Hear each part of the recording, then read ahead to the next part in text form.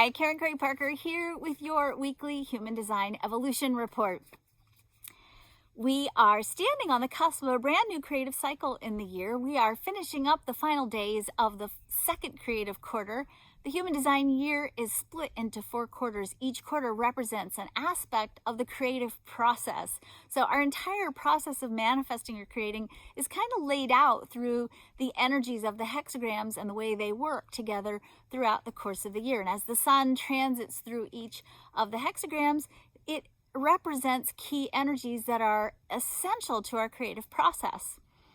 The second quarter, the one we are leaving behind, the quarter of the template, that's what I like to call it, really highlights the sun moves through all of the gates in the throat center. So we are looking at the power of language. And over this last few months, we've been putting language to the ideas that we want, the ideas that we are seeking to manifest and create in the world. We've been translating divine inspiration into a personal narrative that becomes a template upon which we are ultimately going to be hanging, if you will, the accoutrements, the manifestations of the dreams we're holding. So we've been deep in this storytelling process, and this process kind of comes to an end this week. We have a little bit of a ooch into it as the earth still occupies the gate 13, which isn't really a throat gate, it's a G gate, but we have just the tail end this week of the theme of get your personal narrative in order. Tell the story about your life that you want to be living. It might not be what's real in your life right now, but this story that you're designed to tell, that's a part of your creative power, is the story that's got to be big enough to call you forward. So really take some time, if you haven't done it yet, even though I've been saying it every week, to really visit, especially tonight with this full moon in the gate 19, to really explore, what do you want for your life? Who are you? And what do you want to be creating in the world? And make sure that the language that you're using and the dream that you're cultivating and the words you're putting to that dream are powerful enough, big enough. And I find big enough is a big thing. Sometimes we get bored and we quit and we don't follow through on dreams that are too small. Dream big enough to create a story, a narrative that's going to call you forward, especially because you're going to need that in this next quarter. In this third quarter that we move into on Wednesday, the quarter of manifestation, the sun actually visits all the gates of the spleen center, plus a little bit of stuff going on in the sacral, which basically gives us the theme of gaining momentum, having energy and the power to create. But the creativity that we respond to, the manifestations we seek to bring into form in this quarter, come as a result of our devotion. They come as a result of not only our devotion to our self-expression and our authentic self, but also as a result of our intention and our desires and our devotion to each other. So we're looking at what's necessary for us to serve at our highest level, for us to innovate through holding a steadfast perspective and making the right commitments and being devoted to ourselves and to each other. We are exploring what we need to do to really take care of each other in an equitable, just, and sustainable way. Because all of the gates of the spleen are highlighted, what this does is it forces us to really have to look at, what are we afraid of? The story that you're telling has to be bigger than your fear. It has to be big enough for you to find the courage to move through the fear to do the right thing, because it's the right thing to do, because it inspires you and it cracks your heart open and it gives direction to the life force that is you. It's tricky, though, this cycle. I don't like to throw the red flags on the play, but I do think we have to really explore this concept out loud and with words, because it's powerful. And if you don't navigate through this carefully, you can slide back into old patterns and habits.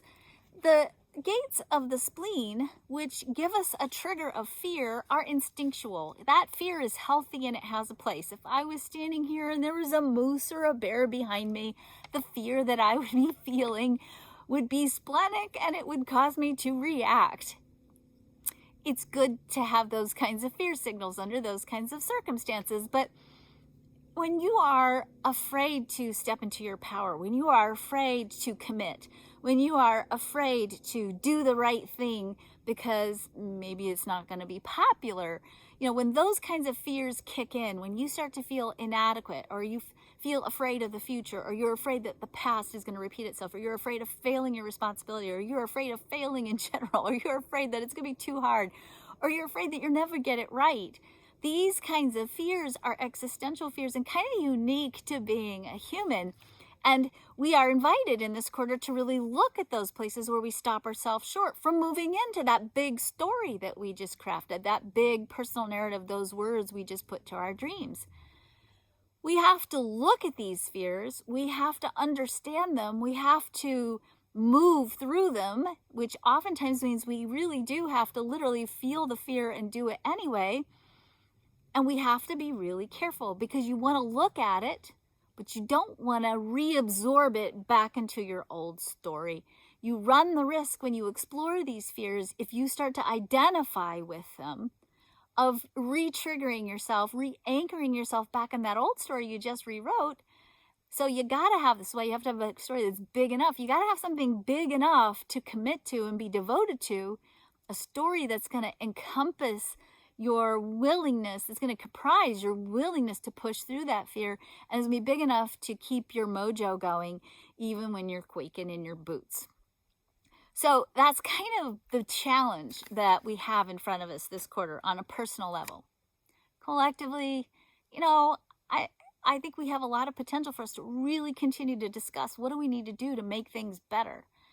And because some very primal energies have the potential to get activated this cycle, primal energies that make us worried about things like food and shelter and money and safety and peace, if we're not really exploring those places where we stop ourselves from doing the right thing and we're not trusting and having faith and having a big enough vision, it is potentially dangerous for us to get into some reactive and even maybe, not so peaceful energies. So you owe it to yourself, and certainly you owe it to the world, I believe anyway, to do your best to look at where are you holding yourself back, because the more you can move yourself forward, the more you have something big enough to call you forward, the more you not only pull yourself forward, you gain the ability to pull other people forward with you. The sun starts out this week in the gate 33. That's the gate of retelling, moving to the gate 7, the gate of collaboration. We're exploring in our personal narrative how we can support each other, how we can come together and share and influence each other in a powerful and positive way. The earth starts the week in the gate 19. Boy, am I having problems with lighting today or what? The gate starts in the gate 19, moving to the gate 13, which is another part of a personal narrative story. So again, we're sensitive, we're dialed into each other, we feel each other, we're listening to each other's stories. When we hear each other, we're able to take really strong and good leadership towards doing what's right, towards being equitable, just, and sharing. But to do that, we have to listen. We're grounded in our connection with each other. And from that connection, we actually gain the ability to influence not only our own story and our own momentum in our own life, but the story and the momentum in the lives of each other. Our nodes shift this week. The nodes shift into the gate 12, the gate of the channel, and the gate 11, the gate of the conceptualist. So this new nodal theme, the nodal theme set sort of the plot outline of the story that we're living, or the plot outline of our evolution. We're really looking at and receiving tons of information and inspiration. Carry a notebook with you, because you're going to get a lot of ideas in the next couple of months, and they might not all be for you. Think of yourself as being sort of a sacred steward for divine inspiration, and our jobs collectively is to gather up all the ideas that we experience, to hold them in a book or in a place somewhere where we can take care of them and nurture them and love them and be kind to those ideas. And then if they're your ideas to manifest, you'll get the signal in whatever way is right for you by human design to really manifest those ideas. And if that idea belongs to someone else, then you'll have it ready to give it to them so that they can do what they came here to do. That's really it this week. I want you to pay attention this week. Finish up. This is your homework for this week. So same homework as last week. Finish up your story. Finish up writing your personal narrative so that you are really standing strong in a story that is worthy of who you are, that allows you to call yourself forward and start thinking about, what are you going to do to manage your fear? What are some things you can do to explore? If you push through the fear, are you going to be okay? Odds are you will.